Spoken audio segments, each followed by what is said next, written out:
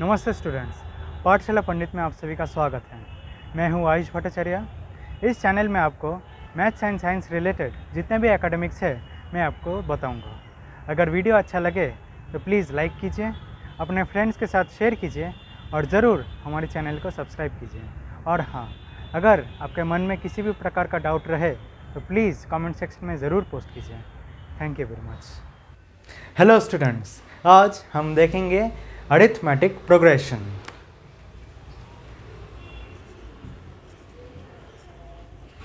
Arithmetic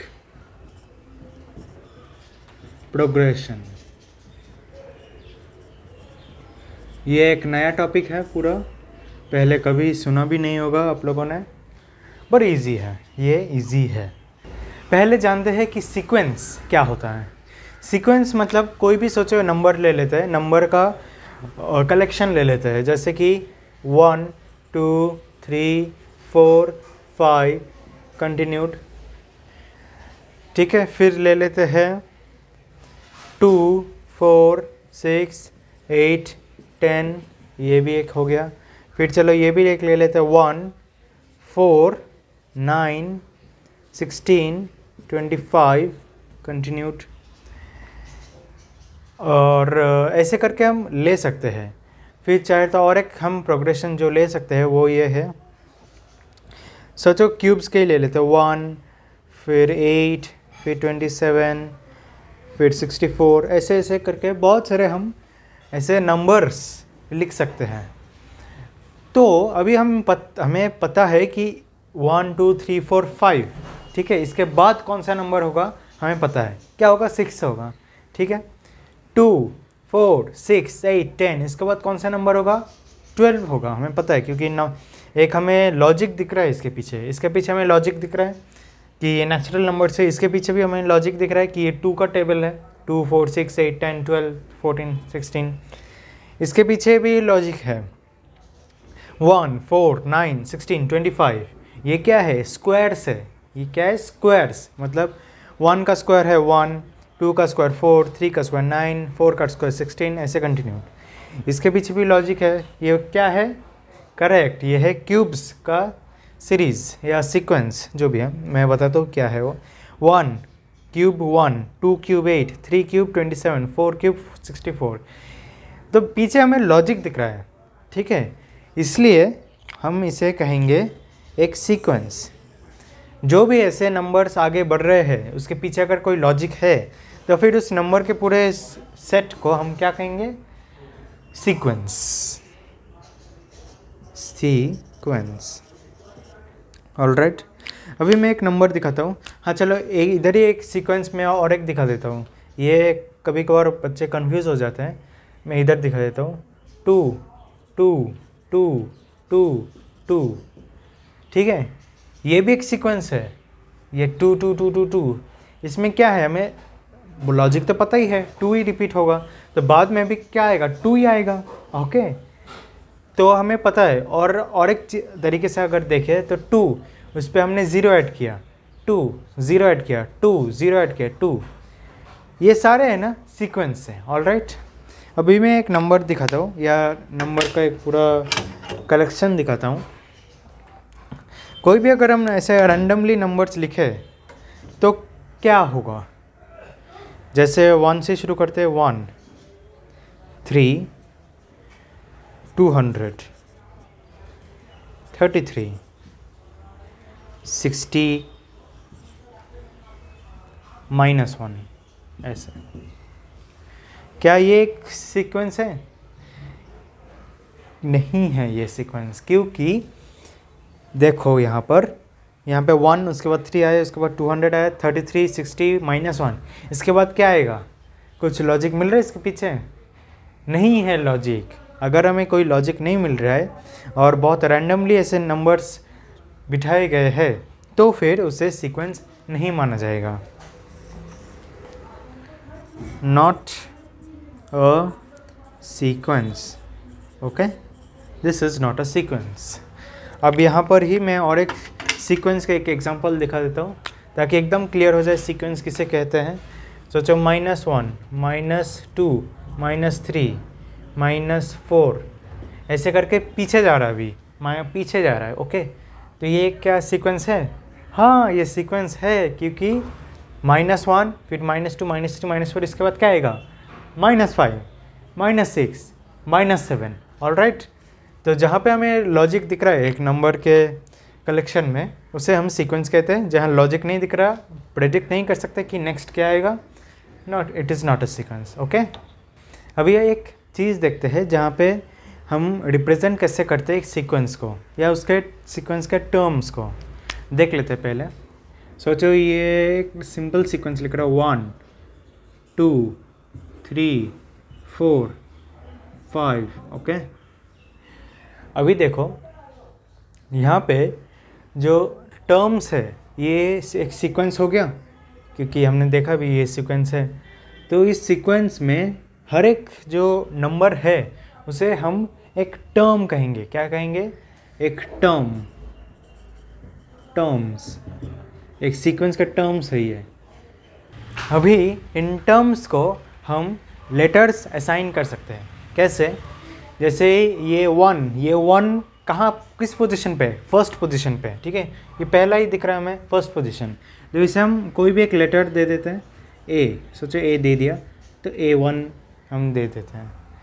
ये second position A2, third position A3, fourth position A4, A5। Okay, तो एक typical जो sequence है वो A1 फिर A2 फिर A3 A4 A5 ऐसे करके चलते रहता है।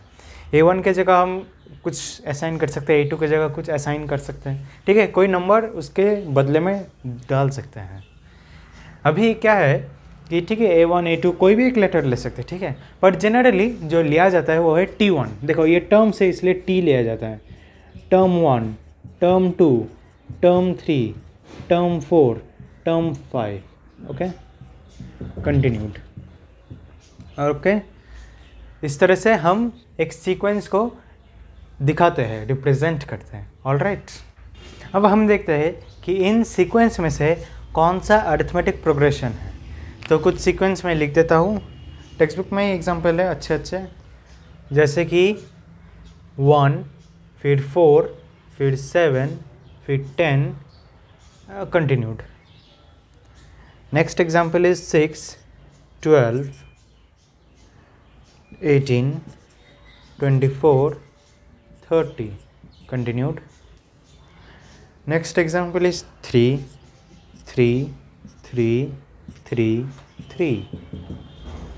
Next example 4 16 64 64 के बाद आता है 256 continued. फिर आता है ये -1 -1.5 -2 -2.5 -3। ऑलराइट, तो अब देखो +3 किया +4 1 पे +3 किया +4 मिल गया, +3 किया +7 मिल गया, +3 किया 10 मिल गया, +3 किया 13 मिल गया। ऐसे करके +3 करके जाता रहेगा। ओके, यहाँ पर देखते हैं +6 किया 12 मिल गया, +6 किया 18 मिल गया, +6 24 +6 30। ओके, ये भी आ गया। अब यहाँ पर भी देखो +0 3 +0 3 +0 3 +0 3। अब इसमें देखते हैं 4 है 16 है। देखो 4 से 16 कैसे गया? यहाँ पर एक तो हम लिख सकते कि 12 कि +12 के 16 आ गया, लेकिन वापस +12 किया तो क्या 64 आ जाएगा डायरेक्ट? नहीं, +12 किया तो 28 आता है। तो ये पैटर्न गलत हो गया। तो कौन सा पैटर्न हमें दिख रहा है? Multiplied by 4 16, multiplied by 4 64, multiplied by 4 256। यहाँ पे मल्टीप्लिकेशन का हमें पैटर्न दिख रहा है। ऑलराइट, अब देखो यहाँ पे क्या हो रहा है, -0.5, फिर यहाँ पर -0.5, माइनस ज़ीरो, -0.5, -0.5। ऑलराइट, यहाँ पे -0.5 हो रहा है। ओके, तो ऐसे करके जाता रहेगा। अब देखो कि इनमें से अभी कौन सा अरिथमेटिक है और कौन सा अलग कुछ है। तो जहाँ पे भी हमें दिख रहा है कि प्लस हो रहा है या माइनस हो रहा है, ठीक है, यहाँ पर ठीक है टेक्स्ट बुक में दिया रहेगा कि हमेशा प्लस हो रहा है, मैं वो भी बता देता हूँ कि क्यों बोल रहे हैं। पर एक जनरली दिमाग में याद रखो, अगर हमेशा प्लस होते जा रहा है या फिर हमेशा माइनस होते जा रहा है तो फिर वो आ जाएगा अरिथमेटिक प्रोग्रेशन में। जैसे यहाँ पर हर चीज़ में सिर्फ प्लस हो रहा है, एक ही नंबर प्लस हो रहा है, ये हो जाएगा अरिथमेटिक प्रोग्रेशन। ठीक है, अरिथमेटिक प्रोग्रेशन को हम पूरा ऐसे अरिथमेटिक प्रोग्रेशन, इतना बड़ा वर्ड के जगह हम सिर्फ एपी लिखते हैं। ओके, फिर +6 +6 +6 +6, सिर्फ प्लस हो रहा है और सिर्फ 6 आ रहा है, ये भी एपी हो गया, ये भी एपी हो गया। यहाँ पर भी देखो प्लस हो रहा है, ज़ीरो ज़ीरो है पता है प्लस, लेकिन प्लस तो हो रहा है ना, और एक ही नंबर प्लस हो रहा है। ओके, यहाँ पे एक ही नंबर प्लस हो रहा है, तो ये भी एपी। ऑलराइट, अब देखो यहाँ पर क्या हो रहा है, यहाँ पे क्या प्लस हो रहा है? नहीं, यहाँ पर हो रहा है मल्टीप्लिकेशन। तो अगर मल्टीप्लिकेशन हो तभी इसे अरिथमेटिक प्रोग्रेशन नहीं माना जाएगा, इसे कहा जाता है जियोमेट्रिक प्रोग्रेशन। उसके बारे में हम क्लास 11 में देखेंगे। अभी के लिए चलो मैं सिर्फ लिख देता हूँ, ठीक है। इस साल सिर्फ अरिथमेटिक प्रोग्रेशन के ऊपर ही पढ़ाई होगी, जियोमेट्रिक प्रोग्रेशन। ओके, इसमें शॉर्ट में क्या लिखेंगे, जीपी। एपी है और ये जीपी है, ये अभी नहीं पढ़ेंगे हम, सिर्फ इस साल एपी ही पढ़ेंगे। ओके, अब यहाँ पर देखो, यहाँ पे -0.5 -0.5 -0.5 ही हो रहा है, ये भी एक अरिथमेटिक प्रोग्रेशन है। ओके, ये भी एक अरिथमेटिक प्रोग्रेशन है। देखो इस पे क्या हो रहा है ना, यहाँ पे कंटिन्यूसली -0.5 आ रहा है, हम इसे ऐसे भी तो लिख सकते हैं, यहाँ पे कंटिन्यूसली प्लस हो रहा है, तो हम इसको भी प्लस में कन्वर्ट कर सकते हैं, प्लस -0.5 प्लस -0.5, यहाँ पे कमी है जगह की तो थोड़ा सह लेना, -0.5, ये भी प्लस -0.5। ऑलराइट, ये करेक्ट है क्योंकि हमें पता है बचपन से प्लस माइनस में क्या होता है, माइनस होता है, तो प्लस -0.5 क्या होता है, -0.5 ही होता है। इसलिए ये याद रखना, ये भी ऐड ही हो रहा है। मैंने बताया कि सब्सट्रैक्शन हो रहा है ताकि अच्छे से दिमाग में सेट हो जाए कि प्लस और सब्सट्रैक्शन अगर हो तो ही वो एपी है। कंटिन्यूसली एक ही नंबर प्लस हो रहा है, एक ही नंबर माइनस हो रहा है, वो एपी है। पर याद रखना ये भी प्लस ही हो रहा है एक्चुअली। तो इससे हमें पूरा क्लियर हो जाता है कि क्या एपी है, क्या जीपी है और क्या कुछ और है। ठीक है, मैं चाहे तो कुछ और का एक एग्जांपल भी दे देता हूँ, यहाँ पर ऊपर दे देता हूँ मैं एग्जांपल। सोचो 1 जो पिछले इसमें दिखाया था मैंने, 1, फिर आता है 1 का क्यूब है 1, 2 का क्यूब है 8। ऑलराइट, तो मैं यहाँ पर 8 लिख देता हूँ। फिर 3 का क्यूब है 27, 4 का क्यूब है 64। ओके, ऐसे कंटिन्यू हो रहा है। तो इसमें क्या हो रहा है, इसमें ये 1 का क्यूब है, ये 2 का क्यूब है, क्या बीच में कोई रिलेशन मिल रहा है? कुछ रिलेशन नहीं मिल रहा है। ओके, कुछ रिलेशन नहीं मिल रहा है। यहाँ पे मैं लिख देता हूँ चाहे तो, ये है 1 का क्यूब, ये है 2 का क्यूब, ये है 3 का क्यूब, ऐसे करके ही जा रहा है। तो इसे ना तो अरिथमेटिक प्रोग्रेशन नहीं कहेंगे, ना तो इसे ज्योमेट्रिक प्रोग्रेशन कहेंगे, कुछ नहीं कहेंगे इसे। ठीक है, तो याद रखना अरिथमेटिक प्रोग्रेशन ये सारे हैं, मैं दिखा देता हूँ, ये सारे अरिथमेटिक प्रोग्रेशन है, ये वाला, ये वाला, ये वाला, ये नहीं है, ये वाला, बाकी सब कुछ और है। ऑलराइट, अब एक अरिथमेटिक प्रोग्रेशन को अच्छे से समझते हैं। ऑलराइट, तो चलो एक अरिथमेटिक प्रोग्रेशन जो कि हम ले लेते हैं, चलो 3 7 3 + 4 7, फिर आता है 11, फिर आता है +4 15, फिर आता है 19। ओके, ठीक है, ये एक प्रोग्रेशन है क्योंकि हम दिख रहा है कि +4 +4 +4 होता जा रहा है। तो अब देखो यहाँ पर ये हो गया +4, ठीक है, ये हो गया +4। चलो मैं ऐसे दिखाई देता, +4, ये भी हो गया +4, ये भी हो गया +4, ये भी हो गया +4। ऑलराइट, +4 होता जा रहा है। अब देखो कि 3 7 11 15 19, अभी मैं इसे ही कन्वर्ट कर रहा हूँ कुछ और फॉर्म में। जैसे ये है 3, ये है 3 + 4, ऑलराइट, ये है 3 + 4, ये है 3 + 4 + 4, ये है 3 + 4 + 4 + 4, ये है 3 + 4 + 4 + 4 + 4। ऑलराइट, ऐसे जा रहा है। ओके, अब देखो यहाँ पर कुछ टर्म्स का ध्यान रखना। कौन से टर्म्स? यहाँ पे मैं रेड मार्कर से देख रहा हूँ कि पहला टर्म जो है, पहली बात तो ये T1 T2 T3 ऐसा तो है ही। ये है T1, ये है T2, ये है T3, ये है T4, ये है T5 और ऐसे चलता जाएगा, ये भी चलता जाएगा ऐसा।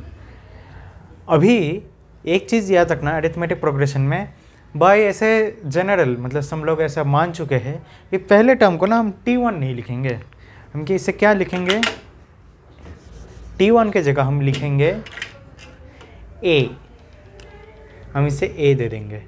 मतलब ऐसे अरिथमेटिक प्रोग्रेशन में जनरली पहले जो टर्म है उसे हम A मान लेते हैं।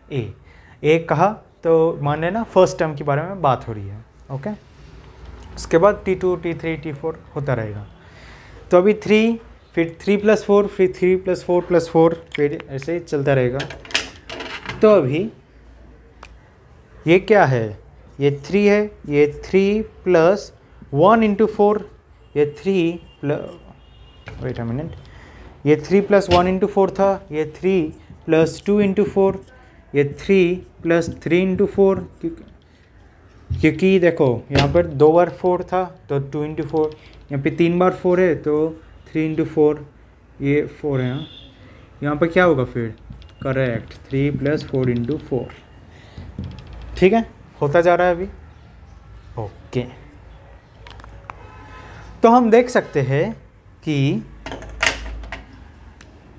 A जो है वो हो गया 3 T1 T2 सॉरी T2, याद रखना A के बाद T1 मत लिख देना, T2 लिखना है हमें।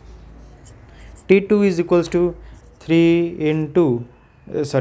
+ 1 × 4, 3 + 1 × 4, T3 = 3 + 2 × 4। ऑलराइट, ऐसा अगर हम जाते रहे तो हमें सारे टर्म्स तो मिल जाएंगे।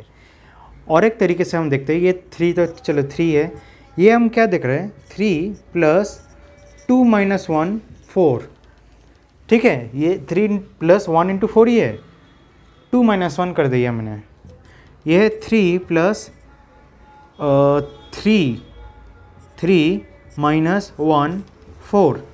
जो T4 होगा वो पहले तो होगा 3 + 3 × 4 = 3 + 4 - 1 × 4। Okay, all right. अच्छा, ये समझाने से पहले मैं एक चीज़ जो समझाना भूल गया, ये तो चलो A हो गया, ये सारे जो दिख रहे हैं ना, ये कंटिन्यूसली हम प्लस करते जा रहे हैं, कंटिन्यूसली प्लस करते जा रहे हैं, या अगर कुछ कंटिन्यूसली माइनस करते जा रहे हैं तो इसे कहते हैं D, इसे कहेंगे हम D, ये सारे, ये भी, ठीक है, इसे हम कहेंगे D। D मतलब कॉमन डिफरेंस, मैं यहाँ पर कहीं तो भी लिख देता हूँ, common difference is D. Common difference का मतलब क्या? ये 7 3 से कितना अलग है? 4 नंबर से अलग है। 11 7 से कितना अलग है? 4 नंबर से अलग है, इसलिए कॉमन डिफरेंस को माना जाता है डी। ये भी लिख देता हूँ कि ये है फर्स्ट टर्म इज ए। ठीक है, ये समझ में आ गया ना? अभी देखो यहाँ पर T1 T2 यहाँ तक आ गए हम। अब ये क्या हो रहा है, 2 जो है ना, हम 2 को इधर ला रहे हैं, ये 2 है, ये 2 को इधर ला दिए, 3 है, 3 को इधर ला दिए, 4 है, 4 को इधर ला दिए। ओके, चाहे तो मैं इधर भी दिखा सकता हूँ, ये क्या है, ये T1 है। ठीक है, ये T1 है, बहुत घटिया तरीके से T1 लिखा है मैंने। T1 है ये, T1 is equals to A is equals to 3 is equals to 3 plus 1 minus 1 4। 1 minus 1 क्या है? 0 ही तो है, तो 3 हो जाता है वो ऑटोमेटिकली। ठीक है, बस ये समझाने के लिए कोशिश कर रहा, मतलब ये मैंने दिखाया है। अब देखो 2 इधर ला दिए, 3 इधर ला दिए, 4 इधर ला दिए, तो अगर मैं T ये नंबर्स की जगह अगर मैं एक लेटर दे दूँ, Tn इज इक्वल्स टू क्या होगा? इधर मैं डायरेक्ट ये जगह छोड़ दे रहा हूँ, 3 हो जाएगा, 3 तो रहेगा ही, प्लस ये लेटर इधर आ जाएगा n माइनस 1, और ये तो 4 का 4 ही है, ऐसा हो जाएगा। करेक्ट, मतलब जो nth टर्म है, मतलब A1 2 3 4, हमें पता नहीं ना कितना तक जा रहा है, तो हमने n मान लिया, तो वो n हमने इधर सेट कर दिया। ओके, अभी देखो मैं यहाँ पर लिख दे रहा हूँ Tn इज इक्वल्स टू, ये चीज़ इधर लिख रहा हूँ 3 प्लस n माइनस 1 एंड 4। तो यहाँ पर 3 जो है, 3 क्या है? 3a है। इस केस में, इस एग्जांपल में 3 क्या है? a है, तो Tn is equals to a लिखते हैं, a। n माइनस 1 को इधर ही n माइनस 1 लिख देंगे। 4 क्या है? ये देखो प्लस 4 4 है कॉमन डिफरेंस, मतलब d है वो, तो Tn is equals to a plus n minus 1 d। Alright, इससे एक बहुत ही इम्पोर्टेंट फॉर्मूला हाथ में आता है। ये फॉर्मूला क्लास 10, क्लास 11, क्लास 12, मतलब क्लास 11 12 में जिन्होंने साइंस लिया है उनके बारे में बात कर रहा हूँ। कॉमर्स का मुझे उतना आइडिया नहीं है, तो वही क्लास 10, क्लास 11, क्लास 12 में ये जो फॉर्मूला है बहुत बहुत इम्पॉर्टेंट है, बहुत जगह पे ये काम आता है ये फार्मूला। ऑलराइट, ये फार्मूला अच्छे से याद रखो। क्या है? Tn मतलब जो nth टर्म है, या फर्स्ट टर्म, या सेकंड टर्म, थर्ड टर्म, ऐसे करके n नंबर टर्म, nth वाला टर्म है Tn। a first term, the first term is a, n minus 1, n तो पता है ना, n क्या है? n मतलब वो उतना हुआ नंबर, जैसे ये है फर्स्ट तो 1, ये सेकंड तो 2, n है 2, थर्ड n है 3, ठीक वैसे n माइनस 1 ऐसे अच्छे से लिख रहा हूँ मैं, -1, और d है कॉमन डिफरेंस, जो बीच में का जो जितना डिफरेंस आता है माइनस करने के बाद, इससे ये माइनस करने के बाद जितना डिफरेंस आता है वो है d। This is Tn is equals to a plus n minus 1 d। Alright, finding the, अभी अगर हमें कोई टर्म ऐसे ढूंढना है, चाहे तो हमें एग्जांपल दिखा देता हूँ मैं, वो एग्जांपल में हमें अच्छे से क्लियर हो जाएगा कि ये यूज़ कैसे होता है। ठीक है, ऑलराइट, अब हम कुछ एग्जांपल्स देख लेते हैं। तो क्वेश्चन तो स्क्रीन पर आ ही रहा होगा, देख लेते हैं। First question is which of the following sequences are AP, if it is an AP find next 2 terms. ठीक है, तो उसका जो पहला सब क्वेश्चन है मैं लिख दे रहा हूँ यहाँ पर। पहला सब क्वेश्चन है 1 5 12 19 26 ये है। ठीक है, अब देखो यहाँ पर आंसर एग्जैक्टली प्रेजेंट कैसे करना है मैं बता रहा हूँ। गिवन सीक्वेंस, ये एक सीक्वेंस है कि नहीं, हमें स्पष्ट दिख रहा है कि 7 ऐड करते जाना है तो सीक्वेंस ये है। तो 5, 12, 19, 26, ठीक है, गिवन सीक्वेंस इज दिस। इसके बाद इस सीक्वेंस के बाद हमें इसमें से ढूंढना है the first term. Alright, the first term, second term, third term तक लिख लो। देयरफॉर T1 और A या T1 कुछ भी लिख सकते हो। T1 is equals to 5, T2 is equals to 12, T3 is equals to 19, T4 is equals to 26। Alright, अभी हमें क्या करना है, सब्सट्रैक्ट करते जाना है एक के साथ एक।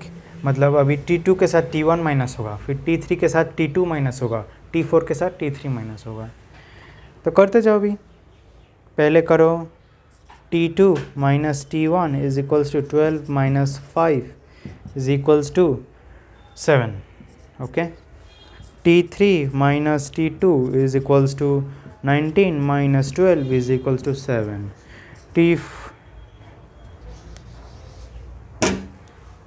T4 minus T3 is equals to 26 minus 19 is equals to 7। तो देख सकते हैं कि 7 आ रहा है, 7 आ रहा है, 7 आ रहा है, बार बार 7 ही आ रहा है। तो यही चीज़ हमें लिखना है कि कॉमन लिखना है यहाँ पर। कॉमन डिफरेंस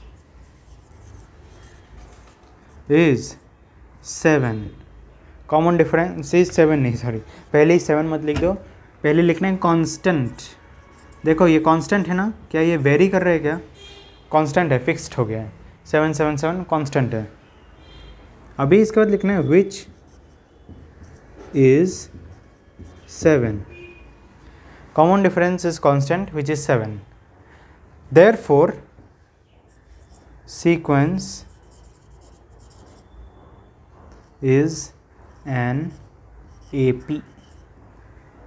ठीक है, पता चल गया कि कैसे प्रेजेंट कर देना है। अब इसके बाद इन्होंने और भी एक क्वेश्चन पूछा है कि find the next 2 terms. Okay, so ऐसे लिख दो, नेक्स्ट 2 टर्म्स आर, देखो लास्ट क्या मिला हमें 26, उसके ऊपर क्या ऐड करना है, कॉमन डिफरेंस जो है, जो कि ये 7, कॉमन डिफरेंस ऐड कर दो और क्या मिलेगा, 26 प्लस 7 हमें मिलेगा 33। फिर इसी को ही वापस ला दो, 33 प्लस 7 इज इक्वल्स टू 40। तो समझ रहे हैं ना, 5 हुआ, 12 हुआ, 19 हुआ, 26 हुआ। अगर कंटिन्यू करना है तो उसके ऊपर 7 ऐड कर देना है, 33 मिल जाएगा। उसके ऊपर 7 ऐड कर देना है, 40 मिल जाएगा। ऑलराइट, यही आंसर है। आंसर या देयरफॉर करके ऐसे लिख सकता हूँ, thus the next 2 terms are 33 and 40। Alright, यहाँ पे एक अंडरलाइन करो, यहाँ पर एक अंडरलाइन करो, क्योंकि 2 क्वेश्चन के 2 आंसर्स हैं। एक क्वेश्चन का आंसर है सीक्वेंस इज एन AP, दूसरे क्वेश्चन का आंसर है thus the next 2 terms are 33 and 40। इस तरह से एक क्वेश्चन आंसर प्रेजेंट कर देना है। ओके, तो ऐसे क्वेश्चंस के मैक्सिमम 2 मार्क्स होंगे। ठीक है, 1 मार्क के भी हो सकते हैं या मैक्सिमम 2 मार्क, इससे ज़्यादा तो नहीं होंगे ऐसे क्वेश्चंस के। तो अभी देखते हैं और एक एग्जांपल। ठीक है, नेक्स्ट एग्जांपल है 1 1 2 2 3 3 कंटिन्यूड। देखो इस तरह से हम जा रहे हैं ना, तो सीक्वेंस तो ये है, क्योंकि हमें पता है ये 1 1 फिर 2 2 फिर 3 3 फिर क्या होगा, 4 ही आएगा। उसके बाद क्या आएगा, वापस 4 आएगा, फिर 5 5 फिर 6 6 फिर 7 7। ठीक है, तो ये सीक्वेंस तो है, इसलिए क्या लिखना है, गिवन सीक्वेंस है तो इसलिए लिख दो गिवन सीक्वेंस इज वापस से कॉपी कर दो 1 1 2 2 3 3 डैश डैश। ऑल राइट, फिर वापस इसे टर्म्स असाइन कर दो। T1 is equals to 1, T2 is equals to 2, नहीं T2 इज इक्वल्स टू 1, वापस 1, T3 is equals to 2, T4 is equals to 2। देखो 4 टर्म्स पर तक लिखे ना चलता है, उसके बाद लिखना है तो लिख सकते हो, नहीं तो चलेगा, पर 4 टर्म्स एटलीस्ट चाहिए हमें। अभी चलो माइनस करना शुरू कर दो। पहले क्या करना है, याद रखना T2 से T1 माइनस करना है, ऐसे नहीं T4 से T1 माइनस कर दे, नहीं T2 से T1 माइनस करना है। T2 minus T1 is equals to 1 minus 1 equals to 0। T3 इसके बाद 3 पे जाना है, T3 माइनस T2 करना है, T3 minus T2 is equals to 2 minus 1 is equals to 1। T4 minus T3 is equals to क्या हुआ 2 माइनस 2 इज इक्वल्स टू 0। तो क्या यहाँ पे कॉमन डिफरेंस कांस्टेंट है, मतलब वो क्या फिक्स्ड है कॉमन डिफरेंस, या फिर इसे वेरी कर रहा है? ये वेरी कर रहा है, पहले 0 था फिर 1 हो गया, फिर 0 था फिर वापस शायद 1 हो जाएगा, ऐसे करके होता रहेगा। तो अगर ऐसा केस है तो क्या ये अरिथमेटिक प्रोग्रेशन है? नहीं है, वेरी गुड, ये अरिथमेटिक प्रोग्रेशन नहीं है। तो हम ये इस रिज़ल्ट में या रीज़न में क्या लिखे हैं, common difference is not constant, therefore sequence is not an AP। ख़त्म। ऑल राइट, अभी क्वेश्चन में लिखा है कि AP हो तो फिर नेक्स्ट 2 टर्म्स क्या है बताना है, पर ये तो AP नहीं है तो ढूंढने की कोई ज़रूरत नहीं है। ऑल राइट, अभी एक ऐसा क्वेश्चन देखते हैं जो कि ऐसे देख कर ऐसे लगेगा कि अरे ये कैसा क्वेश्चन है, पर है तो बहुत इजी। देखते हैं क्या क्वेश्चन है, यहाँ पर मैं लिख देता हूँ। So the third question is 3/2, 1/2, -1/2 gone. All right, so लिखते रहो अभी गिवन। देखो यहाँ पर मैं इसी सेक्शन में क्लोज कर रहा हूँ, तो इसलिए थोड़ा जगह जो स्पेस है वो कम कर रहा हूँ, हो सकता है लाइन्स के बीच में स्पेसिंग थोड़ा कम हो, पर वो समझ में आ जाएगा। Given sequence is 3/2, 1/2, -1/2। Terms assign कर देते हैं। T1 is equals to 3/2, T2 is equals to 1/2, T3 is equals to -1/2। यहाँ पर क्वेश्चन में ही 3 टर्म्स दिए हैं। ओके, तो फिर यहाँ पे T1, T2, T3 तक ही जाना है, उसके बाद T4 अपने मन से मत लिख देना। ओके, इसके बाद क्या करना है, माइनस कर देना है। T2 minus T1 is equals to क्या 1/2 माइनस 3/2 इज इक्वल्स टू होता है 1 ही होता है ना। देखो कैसे हो रहा है मैं बता दूँ, 1 एक्चुअली नहीं है, -1 है। 1 minus 3 is equals to -2/2, 1 minus 3 is equals to -2, नीचे 2 equals to -1 actually. T3 minus T2 is equals to -12 minus 1/2, देखो -12 minus 1/2। Okay, is equals to -1 is -2/2 is equals to -1। तो देख रहे हो सेम है दोनों नंबर। देयरफॉर नाउ यहाँ पे लिखाना है वापस कॉमन डिफरेंस, कॉमन डिफ लिख रहा हूँ, इज कांस्टेंट विच इज क्या है -1 है, तो ये कॉमन डिफरेंस कांस्टेंट है। इसका मतलब ये एक अरिथमेटिक प्रोग्रेशन है। ऑल राइट, ऐसे फ्रैक्शंस देख के घबरा मत जाना कि हाय ये क्या दे दिया, ऐसे दे सकते हैं कंफ्यूज करने के लिए, पर मत होना कंफ्यूज, ठीक है, फुल मार्क्स लाके ही रहना। ये विच है, which is -1, therefore sequence is an AP. Alright, sequence is an AP. यहाँ पे अंडरलाइन कर रहा हूँ मैं. पहली अंडरलाइन तो हो गया, यानी पहला क्वेश्चन का आंसर हो गया. दूसरा क्वेश्चन है कि अगर AP है तो 2 टर्म्स निकालो उसके बाद के. तो सो नहीं, डायरेक्ट लिख दो चाहे तो. The next 2 terms are, the next 2 terms are. Next 2 terms क्या है? देखो, लास्ट टर्म -1/2 था, उसके ऊपर कॉमन डिफरेंस ऐड करो, प्लस -1 इज इक्वल्स टू क्या होगा?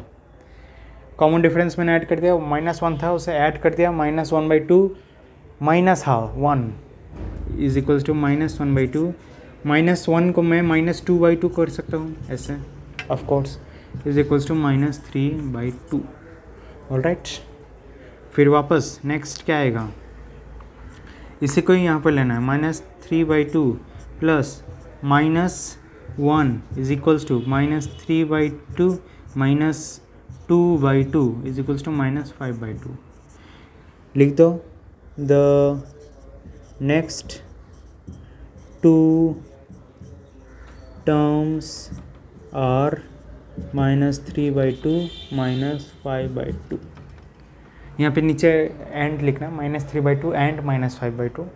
पर ठीक है, अभी जगह नहीं है तो मैंने कॉमा दे दिया. तो समझ में आ गया कि कैसे क्वेश्चन सॉल्व करने. इस तरह के 2 मार्क्स ला सकते हो अभी. Very good. अब थोड़े अलग क्वेश्चंस देखते हैं. चलो, find TN for the following AP and then find the 30th term of AP.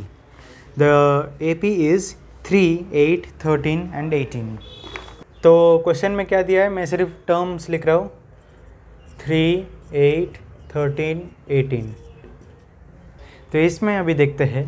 पहले क्या लिखना है कि the sequence is an AP. ये नहीं लिखना है क्योंकि पहले से ही दिया है. तो गिवन क्या लिखना है, यहाँ पे लिखना है कि गिवन AP इज 3, 8, 13, 18 कंटिन्यूड. ये है AP. इसके बाद लिखना है गिवन AP, तो T1 असाइन कर दो अभी 3, फिर T2 is equals to 8, T3 is equals to 13, T4 is equals to 18. इसके बाद हमें कॉमन डिफरेंस निकालना है. T2 minus T1 is equals to 8 is equals to 8 minus 3 is equals to 5. T3 minus T2 is equals to 13 minus 8 is equals to 5. T4 minus T3 is equals to 18 minus 13 is equals to 5. Alright. Therefore, A क्या है? A है term 1, मतलब इसे copy कर देना है T. And D is equals to 5. हमें देख गया ना, ये कॉमन डिफरेंस 5 है. ये 2 टर्म्स हमें मिल गए. ऑलराइट, अभी TN का क्या फॉर्मूला था? Now TN is equals to A plus n-1 D. ये था फॉर्मूला, अच्छे से याद रख लेना. तो फिर हमें अभी लिखना है therefore TN is equals to, substitute कर दो, 3 प्लस n-1 D क्या है? 5. लिखते हो यहाँ पर substituted. Okay, therefore TN is equals to, खोल दो अभी से, 3 प्लस 5n-5. इसे ओपन किया, 3 plus 5n-5 is equals to 3 minus, अभी देखो 5n को लिख दो पहले, या बाद में भी लिख सकते हो, जो भी है, इसे अरेंज करना भी. 5n-2.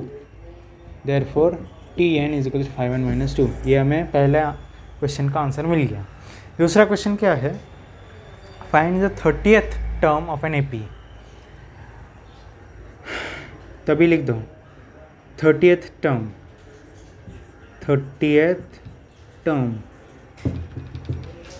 30th टर्म क्या है? अभी 30th टर्म के लिए हमें यहाँ पर T30 लिखना पड़ेगा, n की जगह 30th टर्म है ना, चाहे तो पहले ऐसे भी लिख सकते हो, therefore n is equals to 30, ऐसा ही लिख सकते हो या लिख दो, एक्चुअली प्रेजेंटेशन अच्छा होता है।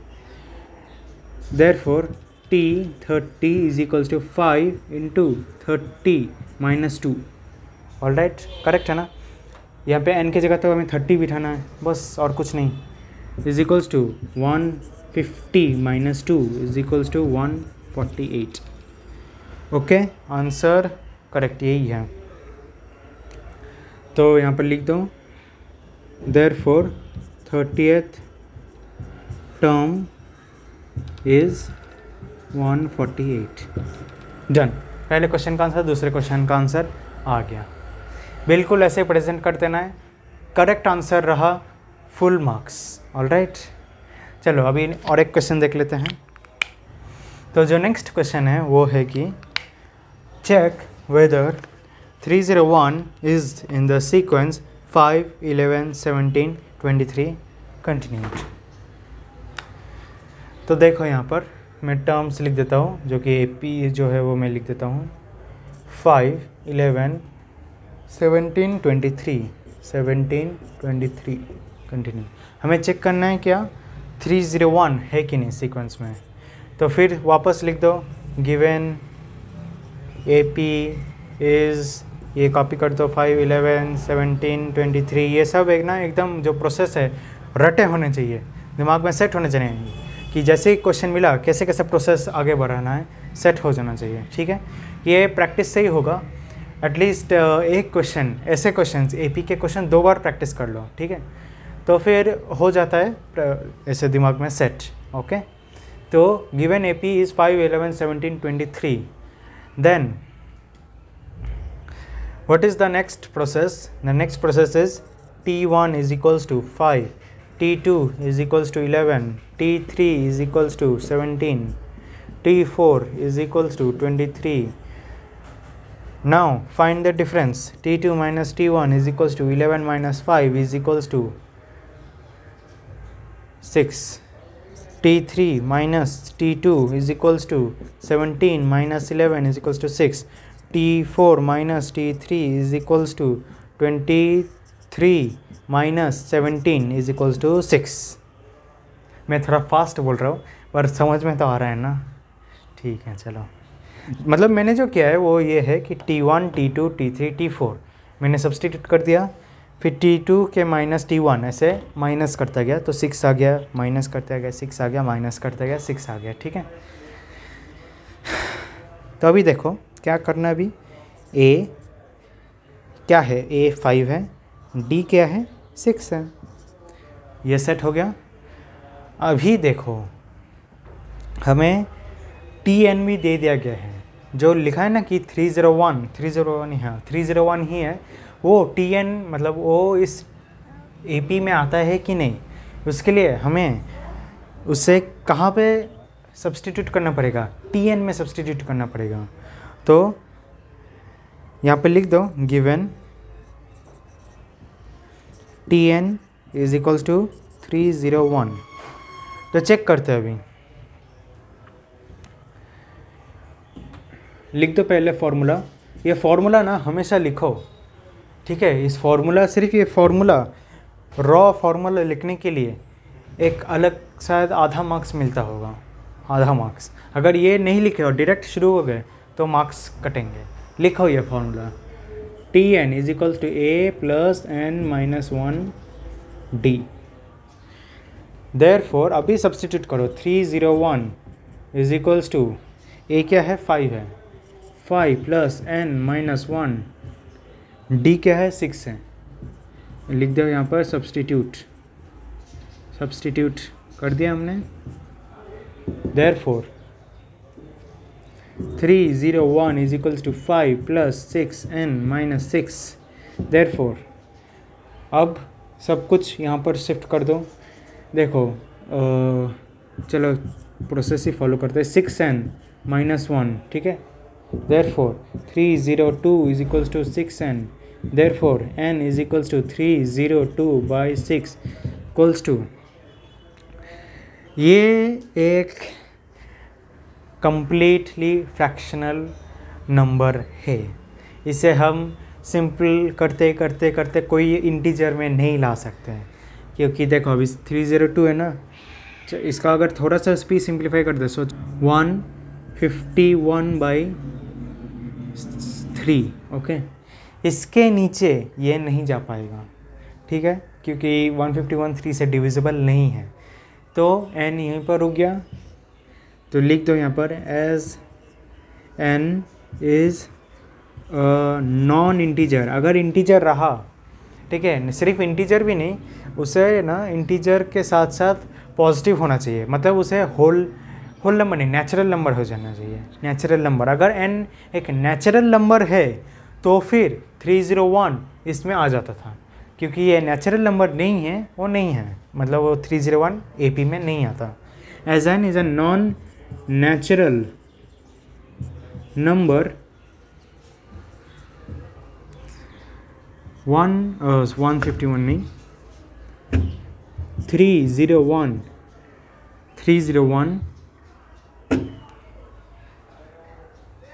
is not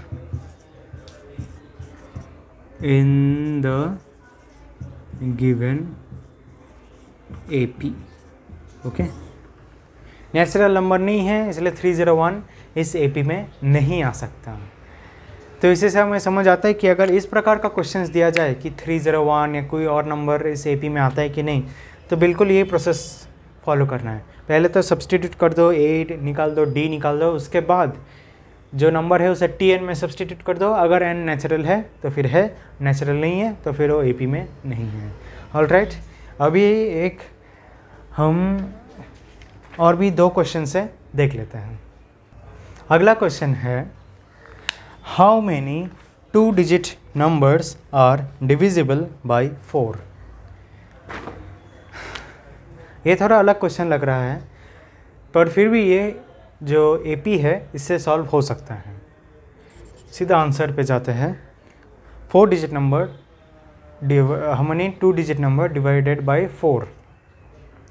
तो पहला जो 4 डिजिट नंबर, सॉरी बार 4 डिजिट बोल रहा हूँ मैं, 2 डिजिट नंबर, पहला 2 डिजिट नंबर कौन सा है जो 4 से डिवाइड होता है? दिमाग लगाओ, चाहे तो 4 का टेबल देखो, 4 1 जा 4, 4 2 जा 8, फिर क्या 4 3 जा 12, वो 2 डिजिट नंबर है। इसके पहले क्या आता है? 11 आता है। इसके पहले क्या आता है? 10 आता है। तो क्या 10 डिविजिबल है 4 से? नहीं है। 11 है क्या? नहीं है। 12 है। तो 12 से शुरू करते हैं। ऐसे चलो लिख देते हैं पहले 2 डिजिट नंबर्स डिविजिबल बाय 4। क्या है? 12 है। उसके बाद क्या आता है? 16 है। फिर डॉट डॉट डॉट डॉट ऐसे देते रहो। फिर क्या आता है? एकदम लास्ट में भी जाओ, 100 तक चले जाओ। 100 के थोड़े पीछे पीछे आते जाओ। अभी 100 को ही ले लो। 100 क्या वो 4 से डिविजिबल है? सोच कर देखो, है। ठीक है, लेकिन क्या है कि वो 4 से डिविजिबल तो है, लेकिन 2 डिजिट नहीं है। वो 3 डिजिट का हो गया ना, 1 0 0, 3 डिजिट का हो गया। 4 से क्या हम उसे 4 से डिवाइड कर सकते हैं? कर सकते हैं, लेकिन 3 डिजिट का होने के कारण उसे नहीं मानेंगे। 100 के पीछे चले जाओ। 99 क्या वो है 4 से डिविजिबल? सोच कर देखो। एक चीज़ देखो, ये जूनियर क्लासेस में पढ़े थे हमने कि 4 से डिविजिबिलिटी का मतलब क्या है। 4 से डिविजिबिलिटी का मतलब है कि जो अगर सोचो एक बड़ा सा नंबर दे दिया, सोचो 1000 ले लो, चलो 1000 ये नंबर 4 से डिविजिबल तभी होगा जब ये लास्ट के 2 डिजिट्स 4 से डिविजिबल हो। तो 1000 में लास्ट 2 डिजिट है 0 0 0 या 0, तो वो 4 से डिविजिबल है क्या? हाँ है, 4 0 0, तो 1000 भी डिविजिबल होगा।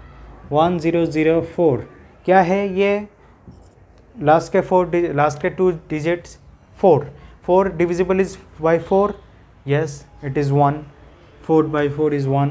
तो ऐसे करके हम सेट कर सकते हैं या डिसाइड कर सकते हैं कि कौन से डिविजिबल है। तो अभी देखो 99 है। 99 तो हो रहा, दिमाग से सोचो नहीं है। उसके पीछे 98, 98 भी सोचो थोड़ा नहीं है। अब देखो अगर 100 है तो हमें उसके 4 डिजिट पहले, 4 नंबर्स पहले एक नंबर लेना पड़ेगा। तो 100 से 99 से 98 से 97 से 96, ये 4 100, 99, 98, 97 4 नंबर्स पीछे हैं। तो 96 को लो, 96 है क्या 4 से डिविजिबल? हाँ है, 4 से वो डिविजिबल है, चाहे तो डिवाइड करके देख लो। तो ये 96 तक जा रहा है। 96 इज़ द लास्ट नंबर। तो हमें एक रेंज तो मिल गया है, ठीक है। तो अभी सेट कर दो कि यहाँ पर देयरफॉर ए क्या है, ए है 12। यहाँ पे चाहे तो डायरेक्ट लिख सकते हो, वहाँ T1 T2 वैसे भी कर सकते हो, नहीं तो डायरेक्ट अगर ए लिया तो भी चलेगा। ए क्या है यहाँ पर 12 है। डी क्या है, डी इज़ अगर डिविजिबल बाय 4 है तो बीच में 4 का ही डिस्टेंस आएगा। 12 के बाद 4 ऐड कर दो 16, उसके बाद 4 ऐड कर दो 24 ही है। तो डी इज़ 4, ओके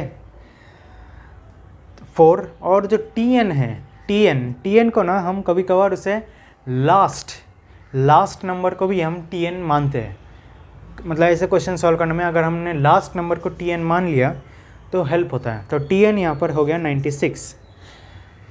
तो अभी देखते हैं, फॉर्मूला लिख दो वापस। Now Tn is equals to A plus N minus 1 D, ये फार्मूला। इसके बाद लिखना है क्या, सब्सटीट्यूट करना है। 96 is equals to 12 plus N minus 1, D क्या है 4 है, ये हमें सब्सटीट्यूट करके लिख देना है, substitute, okay substitute. 96 is equals to 12 plus 4n minus 4, therefore 96 is equals to 8 plus 4n। समझ आ रहा है ना, 12 plus 4n minus 4 कर दिया, फिर 8 हो गया, 12 minus 4 8, 4n का 4n ही रह गया, फिर 4n is equals to 96 minus 8 होता है 88, 88 ही होता है ना, हाँ 88 ही होता है। फिर n is equals to 22। समझ आ गया कैसे आ गया? अब देखो, अब मैं चलो इधर ही लिख देता हूँ आंसर। 22 नंबर्स पूरा वर्ड लिखना है, मैं शॉर्ट में लिख रहा हूँ, आर डिविजिबल, या चलो 22 नंबर्स नहीं, 22 पूरा स्टेटमेंट लिखना है। 22 2 digit numbers, 2 digit numbers are divisible by 4, statement over. तो ऐसे करके ये एक देख सकते हो ना कि क्वेश्चन हो सकता है थोड़ा पेचीदा हो, पर अगर सॉल्व करते जाए तो बहुत छोटे स्पेस में इजीली हो सकता है। ऑलराइट, अब हम एक लास्ट क्वेश्चन देख लेते हैं, इसके बाद आज का वीडियो ख़त्म। एक लास्ट क्वेश्चन जो है वो देख लेते हैं। The 10th term and the 18th term of an AP are 25 and 41 respectively, then find 38th term of that AP। तो फिर अभी हमें क्या डेटा दिया गया है कि given 10th term and 18th term are 25 and 41। तो फिर given is T10, 10th term is 25, T18 is 41, okay। T10 and T18 are 25 and 41। तो इससे हमें क्या पता चल रहा है कि T10, अब एक चाहे तो फॉर्मूला ही लिख दो यहाँ पर। नाउ याद रखना, हमेशा फॉर्मूला लिखना है, उसके अलग से आधे मार्क्स मिलते हैं। a plus N minus 1 D, a plus N minus 1 D. तो अभी क्या करना है, यहाँ पे सब्सटीट्यूट करना है T10 is equals to a plus 10 minus 1 D. T10 क्या है 25, देयरफॉर यहाँ पे भी देयरफॉर लगा देना। 25 is equals to a plus 9D, 10 - 1 क्या होता है, 9 होता है, 9D। ये एक इक्वेशन हमें मिल गया, first equation. Also T18 is equals to A plus 18 - 1D। Therefore T18 क्या है, 41 is equals to A plus 17D। 9D ये दूसरा हमें इक्वेशन मिल गया, 17D वाला। अभी हमें इन दोनों इक्वेशंस को सॉल्व करना है लीनियर इक्वेशंस के सहारे।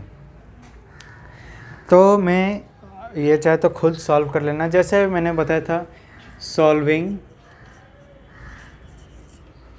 1 and 2, ओके, सॉल्विंग 1 and 2।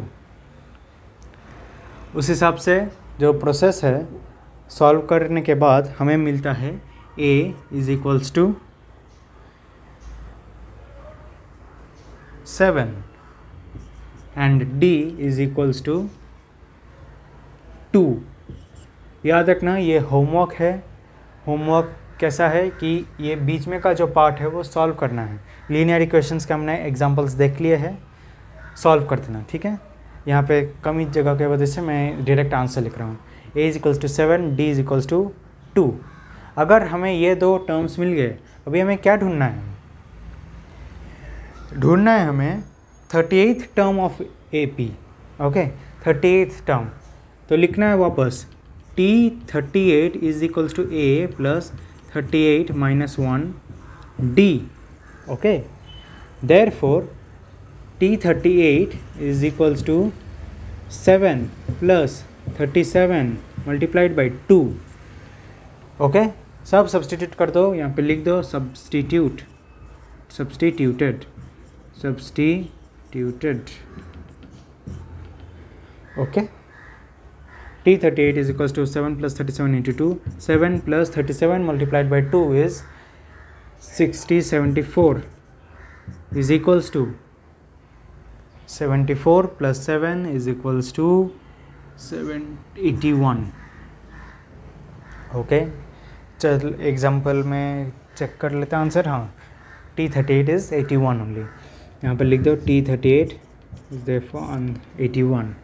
तो यहाँ पर अभी आंसर में लिख दो ऐसा, आंसर क्या क्या लिखना है तो यही लिख दो, 38th टर्म इज 81, बस।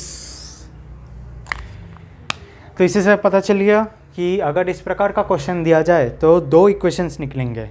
इन दो इक्वेशंस को सॉल्व करके A मिलेगा, D मिलेगा। उस A और D से उस अलग जो पूछा गया है कि 38th टर्म क्या है, 29th टर्म क्या है, जो भी पूछा गया है उसमें सब्स्टिट्यूट कर दो, मिल जाएगा। प्रोसेस दिमाग में होना चाहिए। क्वेश्चन चाहे तो 2 बार प्रैक्टिस कर लो, 3 बार प्रैक्टिस कर लो। अगर प्रैक्टिस हो गया तो याद तो रहेगा ही, एग्ज़ाम में फुल मार्क्स लेके आओगे। तो उम्मीद करता हूँ कि आज का वीडियो आपको अच्छा लगा होगा। Thank you very much.